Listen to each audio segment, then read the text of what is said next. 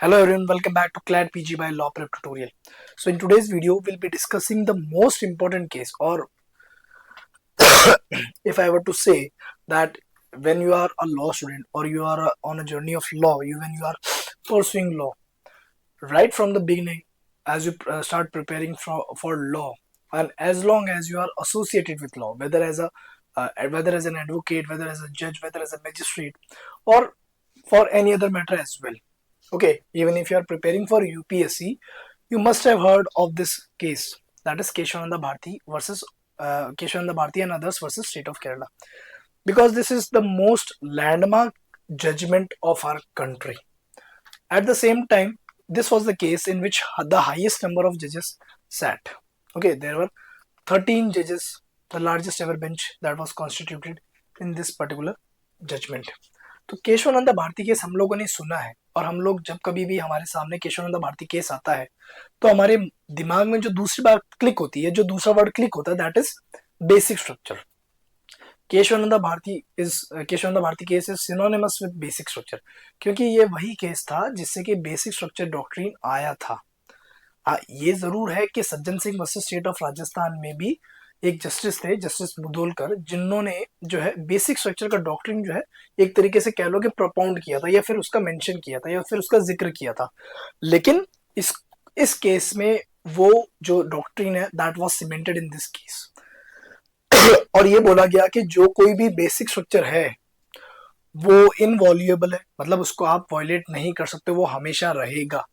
ठीक है, आप कोई भी ऐसा अमेंडमेंट कुछ भी करो, लेकिन ऐसे अमेंडमेंट मत करना कि बेसिक स्ट्रक्चर चेंज हो जाए. ऐसे आपके पास पावर नहीं है, आपके पास मतलब पार्लियामेंट के पास में, that is the parliament does not have power to amend the basic structure of the constitution.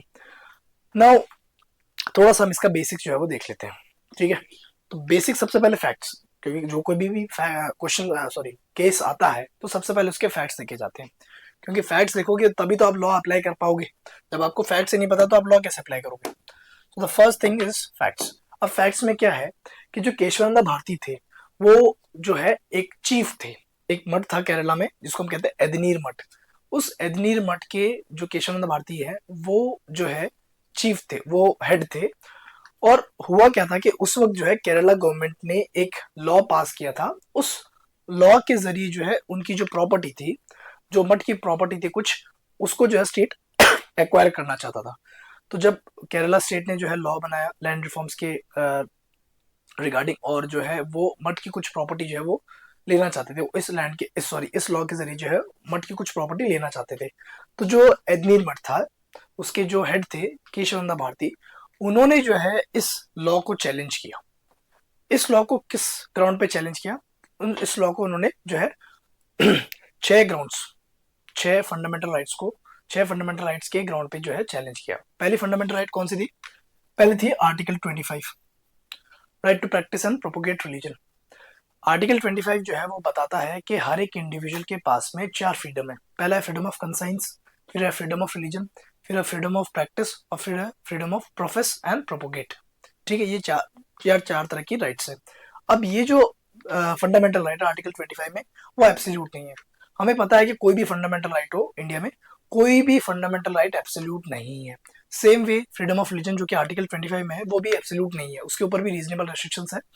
And those reasonable restrictions are public order, health and morality. उसके अलावा भी जो है उसके जो एक्सप्लेनेशन है, आर्टिकल 25 के जो एक्सप्लेनेशन है वो भी एक तरीके से जो है लिमिटेशन जो है लगाते हैं फ्रीडम ऑफ रिलीजन पे. ठीक है, तो दो उसके एक्सप्लेनेशन है. एक तो जो है आप सोशल रिफॉर्म करने के लिए जो है थ्रो ओपन कर सकते हो.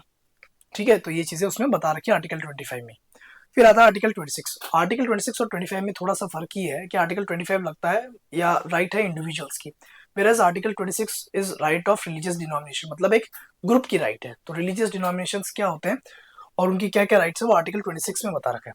एग्जैक्टली रिलीजियस डिनोमिनेशन को डिफाइन नहीं कर रखा 26 में, सिर्फ उसकी जो है राइट्स बता रखी है. तो राइट्स क्या है उनकी कि प्रॉपर्टी को एक्वायर कर सकते हैं, मैनेज कर सकते हैं, रिलीजन के अफेयर जो है वो खुद जो है उसको उसमें जो है मतलब कैसे रिलीजियस अफेयर उनके मैनेज होंगे, वो राइट आर्टिकल 26 देता है.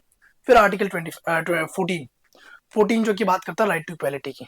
ठीक है, तो आर्टिकल 14 बात करता है कि the state shall not denied to any person equality before law and equal protection of laws within the territory of India, ये आर्टिकल 14 कहता है। तो उन्होंने बोला कि हमारा आर्टिकल 14 भी जो है इस लैंड रिफॉर्म से वायलेट हो रहा है। फिर उन्होंने बोला आर्टिकल 19(1)(f)। अच्छा, अभी ये जो केस है ये 1978 से पहले का है, क्योंकि हम लोगों का पता है, we know that the right to property as a fundamental right was removed by in the year 1978। फिर जो है उसको कॉन्स्टिट्यूशन राइट जो है वो बना दिया गया था, ठीक है। तो आर्टिकल 19(1)(f) को भी जो है ये वायलेट करता था, ऐसा केशवनंदा भारती का कहना था। और फिर था आर्टिकल 31। आर्टिकल 31 भी राइट टू प्रॉपर्टी की रिगार्डिंग है, लेकिन वो कहता है कि कंपलसरी एक्विजिशन जो है वो प्रॉपर्टी का स्टेट कर सकती है, अगर करती है तो जो है कंपेंसेशन देगी, ठीक है। तो ये 5 राइट्स का वायलेशन हो रहा था, ऐसा केशवनंदा भारती का कहना था। अब 19(1)(f) और 31 में कंफ्यूज नहीं होना कि ये तो रिमूव हो चुकी है, तो ये कैसे हुआ, क्योंकि ये केस जो है 1978 से पहले का है, जब राइट टू प्रॉपर्टी जो है एक फंडामेंटल राइट होती थी। इसलिए उन्होंने बोला कि इन लोगों को भी जो है वायलेट कर रहा है ये लैंड फॉर्म, ठीक है। अब होता क्या है कि जब तक ये केस पेंडिंग चल रहा था, उसी बीच में क्या हुआ कि केरला की जो गवर्नमेंट थी उन्होंने एक और नया लैंड रिफॉर्म एक्ट जो है पास कर दिया, that was Kerala land reforms act 1971। और उसके साथ साथ जो है क्या हुआ कि इससे पहले भी जो है केसेस, मतलब एक तरीके से कह लो कि टसल चल रही थी regarding the amendment of fundamental rights parliament और कोर्ट्स के बीच में। तो वो स्टार्ट हुई शंकरी प्रसाद वाले केस से। अब वो स्टार्ट सिर्फ एक वर्ड से हुई। एक वर्ड क्या था? वो था अमेंडमेंट। एक वर्ड था अमेंडमेंट। जब हम आर्टिकल 13 पढ़ते हैं तो आर्टिकल 13 जो है, आर्टिकल 13 का पर्पस है कि पार्ट 3 ऑफ द कॉन्स्टिट्यूशन जो है वो उसकी प्राइमेसी रहे, ठीक है। तो आर्टिकल 13 क्लॉज 1 ये कहता है कि मतलब कोई भी ऐसा लॉ जो कि कॉन्स्टिट्यूशन के बनने से पहले ही फोर्स में है, वो उस हद तक वॉइड हो जाएगा जिस हद तक वो फंडामेंटल राइट्स को वायलेट करता है। फिर 13 क्लॉज 2 ये कहता है कि कोई भी ऐसा लॉ पार्लियामेंट नहीं बना सकती है जो फंडामेंटल राइट्स को वायलेट करता है, और अगर बनाए तो वॉइड अब इनिशियो रहेगा, मतलब डेड एट बिगनिंग रहेगा, स्टार्टिंग से ही उसमें कोई इफेक्ट नहीं रहेगा।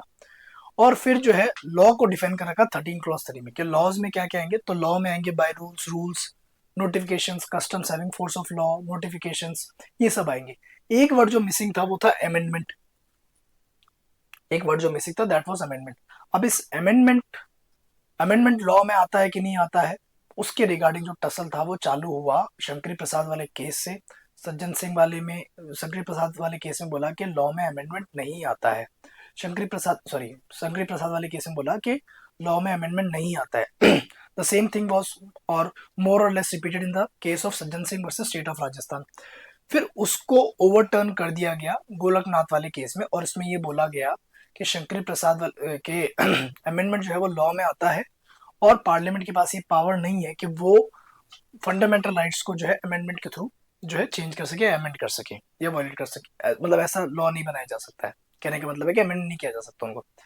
और फिर उसके रिस्पॉन्स में जो है गवर्नमेंट ने, मतलब पार्लियामेंट ने जो है 24th और 25th अमेंडमेंट लेके आए। तो प्राइमरी मोटे मोटे तौर पे 24th अमेंडमेंट की बात की गई। 24th अमेंडमेंट ये कहता था कि पार्लियामेंट के पास में इतना पावर है कि पार्लियामेंट जो है कॉन्स्टिट्यूशन में जो भी चेंज करना चाहे वो कर सकती है। और इसके लिए उन्होंने 13 क्लॉज 4, 368 क्लॉज 4 और 5 वो भी जोड़े। अब 368 क्लॉज 4 और 5 बाद के मिनर्वा मिल्स वाले केस में जो है उनको जो है एक तरीके से हटा दिया गया, लेकिन उस वक्त 24th अमेंडमेंट जो है ये जोड़े गए थे। ठीक है। अब इसमें जो है किस किस को चैलेंज किया गया? एक तो 24th अमेंडमेंट को चैलेंज किया गया और एक 25th कॉन्स्टिट्यूशन अमेंडमेंट को चैलेंज किया गया। अब इश्यूज क्या थे कोर्ट के सामने? पहला इशू था कि 24th और 25th अमेंडमेंट वैलिड है कि नहीं है। 24th अमेंडमेंट में जैसे अभी हम लोगों ने देखा कि 24th अमेंडमेंट में पार्लियामेंट को बहुत ज्यादा जो है पावर दी गई कि वो कॉन्स्टिट्यूशन में कुछ भी चेंजेस कर सकते हैं, कुछ भी अमेंडमेंट कर सकते हैं, including the fundamental rights. 13 clause 4 का जोड़ा गया, 368 क्लॉज 4 और 5 को भी जोड़ा गया। फिर उसके बाद जो नेक्स्ट इशू था, फर्स्ट इशू तो ये था, सेकंड इशू ये था कि पार्लियामेंट के पास कितना पावर है, मतलब किस हद तक पार्लियामेंट जो है कॉन्स्टिट्यूशन को अमेंड कर सकती है, क्या वो अनलिमिटेड पावर है या उसके ऊपर कुछ लिमिटेशंस है, ये इशू था। और थर्ड इशू था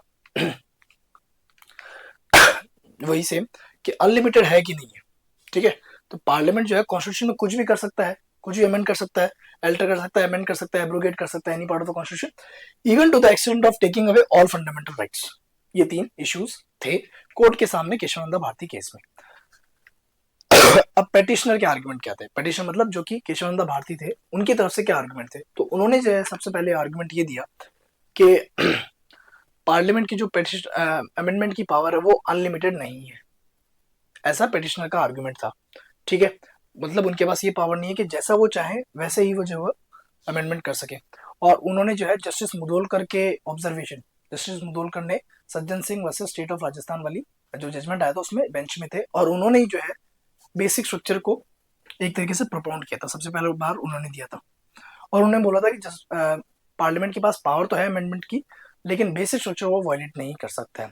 तो पिटिशनर ने भी वही आर्गुमेंट दिया, और साथ ही साथ ये बोला कि 24th और 25th अमेंडमेंट जो है वो 19(1)(f यानी freedom to acquire and hold property जो है उसको वायलेट करता है। और साथ ही साथ जो है ये बोला है, ये भी अमेंडमेंट दिया कि पार्लियामेंट के पास इतना पावर नहीं है कि वो अल्टर कर सके, अमेंड कर सके और अब्रोगेट कर सके कॉन्स्टिट्यूशन का कोर फ्रेमवर्क मतलब बेसिक स्ट्रक्चर को चेंज कर सके। इतनी पावर पार्लियामेंट के पास में नहीं है, ऐसा केशवानंदा भारती का कहना था, मतलब जो पेटिशनर थे उनका कहना था। अब जब पेटिशनर के आर्गुमेंट ये थे, तो हमें रिस्पोंडेंट के भी आर्गुमेंट देखने। तो रिस्पोंडेंट के आर्गुमेंट क्या थे? तो आर्गुमेंट थे रिस्पोंडेंट के कि स्टेट के पास में क्योंकि सोशियो इकोनॉमिक कंडीशंस हमें देश की सुधारनी है, तो हमें कुछ ऐसे स्टेप्स लेने पड़ेंगे जिसमें कि हो सकता है कि कुछ फंडामेंटल राइट्स वायलेट हो, लेकिन जहाँ पे लार्जर गुड है वो सोशियो इकोनॉमिक ऑब्लिगेशंस है। तो वो स्टेट को मजबूर करते हैं कि स्टेट को पावर दी जाए कि वो जो है बेसिक स्ट्रक्चर को भी जो है उसमें मतलब उनके पास अनलिमिटेड पावर है टू अमेंड द कॉन्स्टिट्यूशन, ऐसा स्टेट का आर्गुमेंट था। क्योंकि रिस्पोंडेंट स्टेट ही था तो स्टेट ने ही आर्गुमेंट दिया और ये बोला कि अनलिमिटेड पावर जो है पार्लियामेंट की कॉन्स्टिट्यूशन को चेंज करने की या कॉन्स्टिट्यूशन को अमेंड करने की वो रहनी चाहिए। अब इसमें जजमेंट क्या आया? जजमेंट ये आया कि पहली बात तो जैसे कि हम लोगों ने देखा था इसमें 13 जजेस बेंच बैठी थी। अब 13 जजेस बेंच जब बैठी थी तो इसमें जो है हुआ ये कि मेजोरिटी आई 7:6, 7 लोगों ने जो है मेजोरिटी जजमेंट दिया और 6 लोगों ने जो है डिसेंटिंग मतलब अलग से मतलब वो माइनॉरिटी व्यूज में आए थे। तो मेजोरिटी ने क्या माना? मेजोरिटी ने ये बोला कि पार्लियामेंट के पास में ये बात सही है, मतलब एक तरीके से उन्होंने 24th अमेंडमेंट को वैलिड बोला कि 24th अमेंडमेंट वैलिड है, लेकिन आप ऐसे अमेंड नहीं कर सकते। 24th अमेंडमेंट तो अनलिमिटेड पावर दे रहा था। तो कोर्ट ने ये बोला कि 24th अमेंडमेंट वैलिड तो है, मतलब पार्लियामेंट के पास पावर तो है कि वो कॉन्स्टिट्यूशन में अमेंडमेंट कर सकती है, लेकिन ऐसे नहीं कर सकती है कि बेसिक स्ट्रक्चर चेंज हो जाए। जो कोर गाइडिंग प्रिंसिपल्स है कॉन्स्टिट्यूशन के, ऐसे उनको आप जो वायलेट नहीं कर सकते। मतलब आप कोई भी अमेंडमेंट ऐसे नहीं कर सकते कि बेसिक स्ट्रक्चर जो है वो चेंज हो जाए। ठीक है, अब कुछ एक जो डिसेंटिंग व्यूज जिन्होंने दिए तो उन्होंने बोला था कि पार्लियामेंट को अनरेस्ट्रिक्टेड अमेंडमेंट पावर्स नहीं देने चाहिए, उसके ऊपर कुछ लिमिटेशंस होनी चाहिए, ऐसा उन्होंने कहा था। अब इस जजमेंट का आउटकम क्या आया? आउटकम तो सबसे पहले ये आया कि 24th अमेंडमेंट जो है वो फुली वैलिड था। ठीक है, जैसे अभी हम लोगों ने देखा 24th अमेंडमेंट वैलिड था। और वो जो चल रहा था स्टार्टिंग से कि अमेंडमेंट लॉ में आएगा कि नहीं आएगा, शंकर प्रसाद ने बोला कि अमेंडमेंट लॉ में नहीं आएगा, सज्जन सिंह में भी वही बात रिपीट गई, गोलकनाथ ने बोला कि अमेंडमेंट लॉ में आएगा। फिर 24th अमेंडमेंट लेके आया जिसमें पार्लियामेंट को बहुत ज़्यादा पावर दी गई कि वो कॉन्स्टिट्यूशन में अमेंडमेंट कर सकते हैं। और फाइनली इस केस में उस पूरी डिबेट को जो है एक तरीके से विराम दिया कि अमेंडमेंट पार्लियामेंट कर सकती है, लेकिन ऐसे नहीं कर सकती कि बेसिक स्ट्रक्चर चेंज हो जाए। और 25th अमेंडमेंट में भी दो पार्ट थे। तो फर्स्ट पार्ट को इंट्रा वायरस मतलब वैलिड माना, और सेकंड पार्ट को जो है अल्ट्रा वायरस यानी कि इनवैलिड माना। ठीक है, अब इसी केस में जो है हमें दिया गया था बेसिक स्ट्रक्चर डॉक्ट्रिन। अब बेसिक स्ट्रक्चर एग्जैक्टली होता क्या है? तो बेसिक स्ट्रक्चर सिंपली मतलब सिंपल सा अगर समझे, बहुत ही बेसिक तरीके से समझे, तो बेसिक स्ट्रक्चर का मतलब होता है कि एक ऐसा स्ट्रक्चर जिसके ऊपर कोई भी चीज टिकी हुई हो, जिसके ऊपर उसका जो है पूरा मतलब कह लो कि फाउंडेशन टिकी हुई हो। क्योंकि अगर वो फाउंडेशन नहीं होगी तो स्ट्रक्चर का कोई सेंस नहीं रहेगा। तो वो होता है एक तरीके से simple in very simple words यानी इन वेरी लेमन वर्ड्स वो होता है बेसिक स्ट्रक्चर। तो same way basic structure doctrine का भी यही मतलब है कि कुछ चीजें ऐसी है जो कि कॉन्स्टिट्यूशन की फाउंडेशन प्रिंसिपल्स हैं, उनको आप हटा नहीं सकते, उनको आप जो है हिला नहीं सकते। जैसे कि कैसे? जैसे कि फेडरलिज्म हो गया, सुप्रीमेसी ऑफ कॉन्स्टिट्यूशन हो गया, इंडिपेंडेंस ऑफ जुडिशरी हो गया, सेकुलरिज्म हो गया, फ्री एंड फेयर इलेक्शंस हो गए। तो ये सभी जो है एक तरीके से बेसिक स्ट्रक्चर का पार्ट है। तो पार्लियामेंट लॉज बना सकती है, लेकिन ऐसे लॉज नहीं बना सकती कि जो बेसिक स्ट्रक्चर यानी कि जो अभी हम लोगों ने देखे हैं उनको जो है वायलेट कर सके। अब बेसिक स्ट्रक्चर की इस केस में किसी भी तरीके से मतलब एक लिस्ट नहीं दी थी, मतलब एक लिस्ट इलस्ट्रेटिव लिस्ट दी थी कि मतलब बोला ये क्या था कि ये तो होंगे ही होंगे बेसिक स्ट्रक्चर का पार्ट, लेकिन केस टू केस बेसिस पे हम डिसाइड करते रहेंगे। मतलब आगे अगर केस आते हैं तो कोर्ट उस पर डिसाइड करेगा कि ये बेसिक स्ट्रक्चर का पार्ट आता है या नहीं आता है। जैसे कि अगर हम बात करें इंदिरा गांधी वर्सेस राजनारायण वाला केस वाला, तो उसमें रूल ऑफ लॉ और फ्री और फेयर इलेक्शंस को बेसिक स्ट्रक्चर का पार्ट माना। SR बोमई की केस की बात करें तो उसमें सेक्युलरिज्म को बेसिक स्ट्रक्चर का पार्ट माना। तो कहने का मतलब है कि बेसिक स्ट्रक्चर की जो है कोई मतलब कौन सी चीजें बेसिक स्ट्रक्चर में आएगी कौन सी नहीं आएगी इसकी कोई लिस्ट दे नहीं रखी कहीं पे। कोर्ट वो केस टू केस बेसिस पे जो है वो डिसाइड करता है। ठीक है, तो ये था हमारा आज का judgment. That was the landmark judgment, that was the most landmark judgment of the legal history of of India's legal history. Okay, so that's all for today, and stay tuned with Law Prep tutorial, Client PG by Law Prep tutorial for more such informative videos. So thank you everyone.